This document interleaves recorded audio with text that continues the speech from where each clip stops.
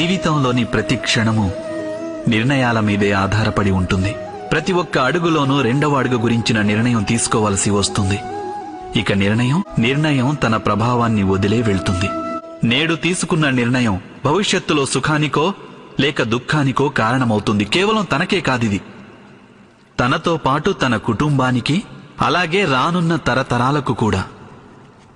ఏదైనా ఒక సందిగ్ధత ఏర్పడితే అప్పుడు మనసు వ్యాకులమవుతుంది, అతలాకుతలమైపోతుంది.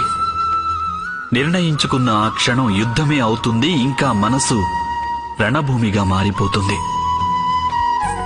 సాధారణంగా నిర్ణయాలు మనం సందిగ్ధతను నశింపజేయడానికి కాక కేవలం మనసును శాంతింపజేయడానికే తీసుకుంటాం. అన్నట్టు ఎవరైనా పరిగెడుతూ భోజనం చేయగలరా? చేయలేరు. అయితే యుద్ధానికై ఉర్రూతలూగే